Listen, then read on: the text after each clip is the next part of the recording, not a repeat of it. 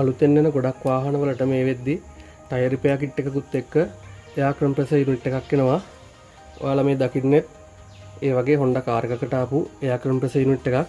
මේකේ තියෙන ලොකු ගැටලුවක් තමයි ටික කාලයක් පාවිච්චි කරනකොට මේක වාහනයට සම්බන්ධ කරන වයර් එක ඩැමේජ් වෙන එක. මේ එයා කම්ප්‍රෙසර් යුනිට් එකෙත් වයර් එක මෙතනින් සම්පූර්ණයෙන්ම කැඩලා ගිහිල්ලා තියෙන්නේ. මම මේකට අලුතෙන් වයර් එකක් අද දාගන්නවා. අපි බලමු මේක කොහොමද කරන්න කියලා. මම ඉස්සෙල්ලාම මේක යන ටික ගලව ගන්නවා.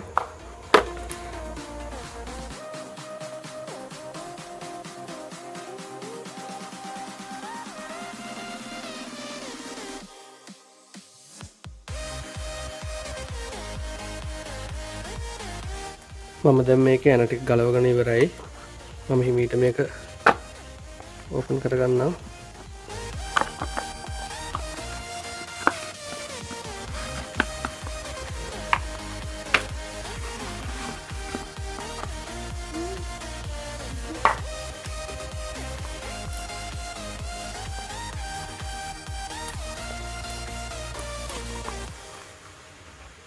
ඔයාලට මේ පේන්නේ වයර් එක මෙතනින් කැඩලා තියෙනවා.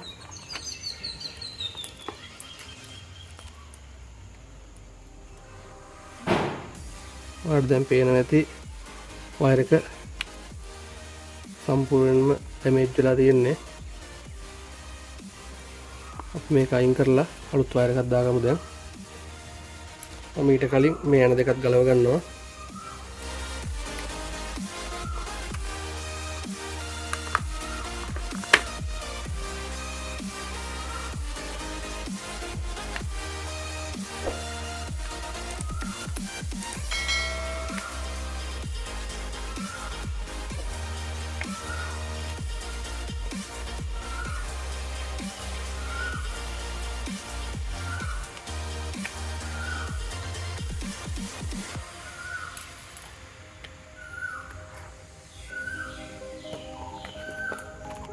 මම මෙතන යන දෙකත් ගලව ගත්තා.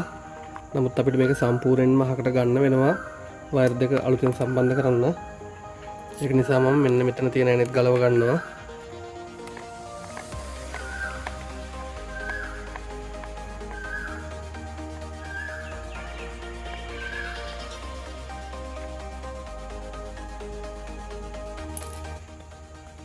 දැන් අපිට මේ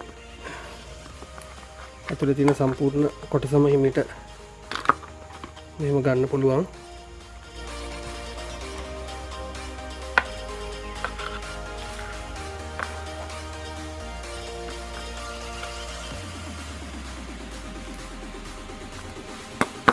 අපිට අලුතින් වයර් එක දානකොට එක වයර් එකක් මේ මෝටර් එක ගාවටයි අනිත් එක මේ ස්විච් එක ගාවටයි පාස් ගන්න සිද්ධ වෙනවා. ඒක නිසා මම ස්විච් එක මෙතනින් ගලව ගන්නම්. එහෙම වුණොත් අපිට ලේසි වැඩේ කරගන්න. ඒකට මේ වගේ පැට්නින් එක පාවිච්චි කරලා ස්විච් එක ගලව ගන්නවා.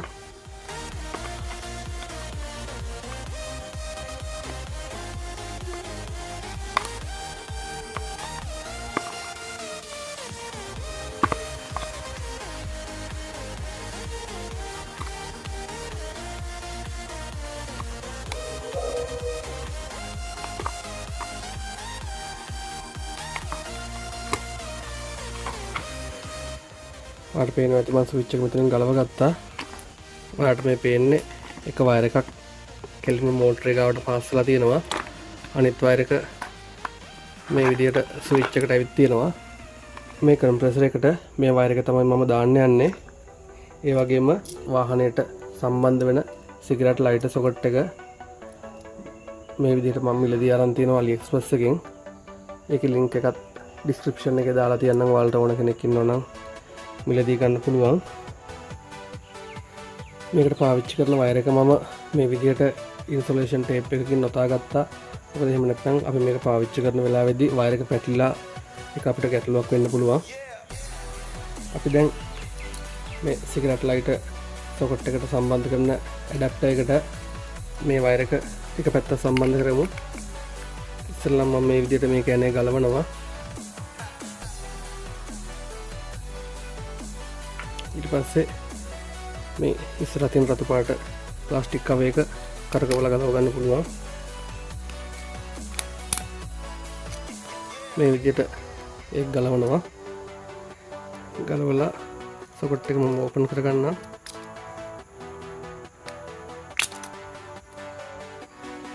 හරි මේ විදිහට අපි ඒක ඕපන් කරගත්තට පස්සේ මෙන්න මේ වයර් එක දානවා. මෙන්න මේ රබර් එක ඇතුළට අපිට දැන් මේ සොකට් එකට මේ වයර් එක හයි කරන්න පුළුවන්. මේක මම හයි කරන්න කලින් මෙන්න මෙතෙන්ට මේ විදිහට ගැටයක් දාගත්ත වයර් එකට. මොකද එහෙම නැති වුණොත් වයර් එක ඇදුනොත් මේ අපි හයි කරන තැන් වලින්ම තමයි ගැලවිලා එන්නේ. වයර් එක හයි කරන්න ලේසි වෙන්න මෙන්න මේ කොටස් ටික ගලව ගන්නවා හිමීට.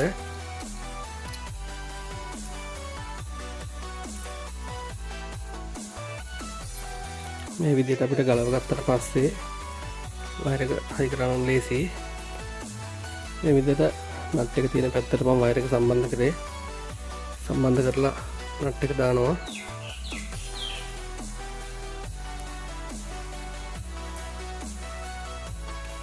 දාලා එනේ තද කරනවා.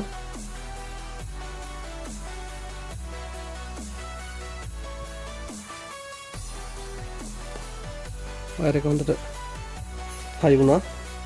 ඒ විදිහටම අපි මේකෙත් වයර් එක හයි කරගමු. මේ වයර් එකත් මේ විදිහට එනේට තියලා මේ විදිහට නට් එක දාගමු.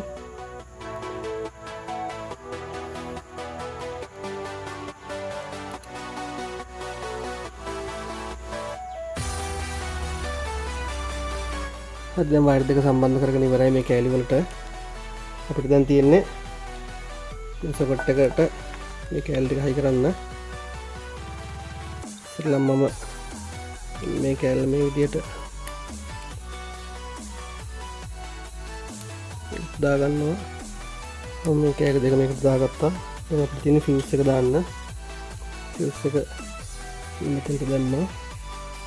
මෙන්න මේ කෑල්ලත් හයි කරා. මේ විදිහට අපි මේකේ කෑලි ටික හයි කරගත්තට පස්සේ මේ රබර් එක මෙතෙන්ට දාලා කව එක වහන්න පුළුවන්. මෙන්න මේ විදිහට වහලා මෙන්න මේ පැත්තට එන මේ කෑල්ල දාලා ලොක් කරාන් පස්සේ ඉස්සරහින් ගැලවෙන්නේ නැහැ මේ කෑල්ල. ඊට පස්සේ මම මේ එනේ මේකට දාලා කඩ කරගන්නවා.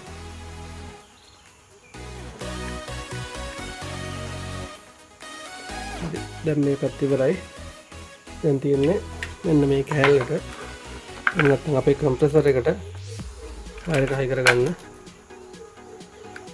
ඔයා කලින් දකින්න ඇති මෙන්න මෙතන වයර් එක ඇදෙන්නේ නැති වෙන්න ගැටයක් දාලා තියෙනවා. ඉතින් මේ අපි දැන් අලුතෙන් දාන වයර් එකටත් ඒ විදිහටම ගැටයක් දාගමු. මොකද නැත්නම් ඇදුනොත් මේ ස්විච් වලින් වයර් එක ගැලවිලා එනවා.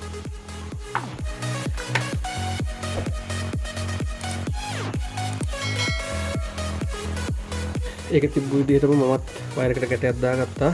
දැන් අපිට තියෙන්නේ මෙන්න මේ ස්විච් එකට එක වයර් එකක් පාස් ගන්නයි. අනිත් වයර් එක මෙන්න මෙතනට පාස් ගන්න. වයර් එක පාස් කරන්න කලින් මේ වයර් එක ඉස්සෙල්ලාම ගලවන්න වෙනවා. මම මේ වයර් එක ගලවනවා ඉස්සෙල්ලාම.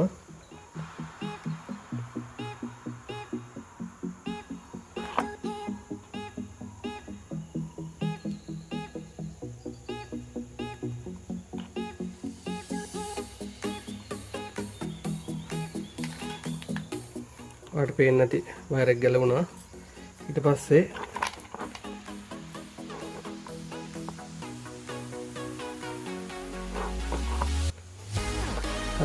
ෆියුස් එක පැත්තට මම හයි කරේ කහ පාට වයර් එක. මම ඒකම අනිත් පැත්ත හයි කරන්නම් ස්විච් එකට.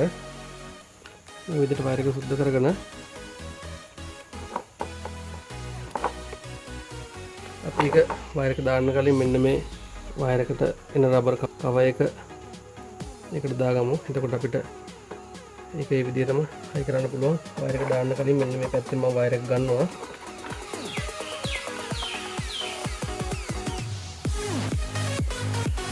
දැන් මෙතනට මේ අලුත් වයර් එක පාස් ගන්න ඕනේ. පරණ වයර් එක ගලවලා ඒක පාස් කරමු.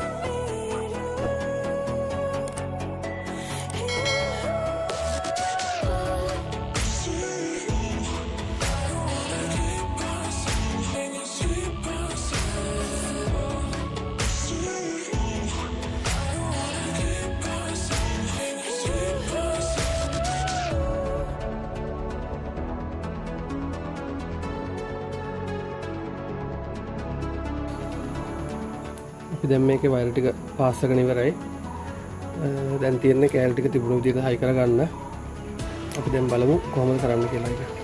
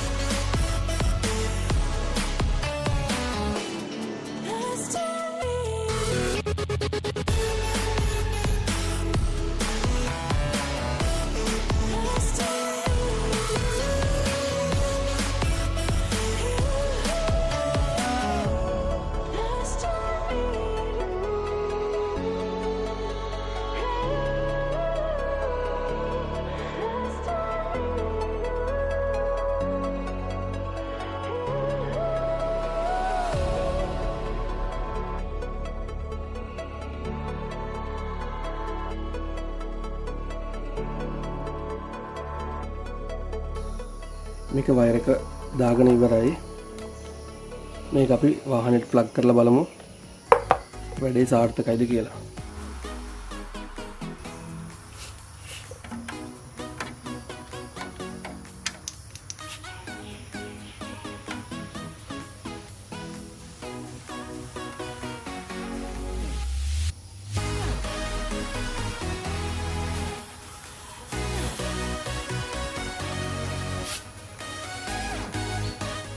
අපි ස්විච් එක ඔන් කරලා බලමු.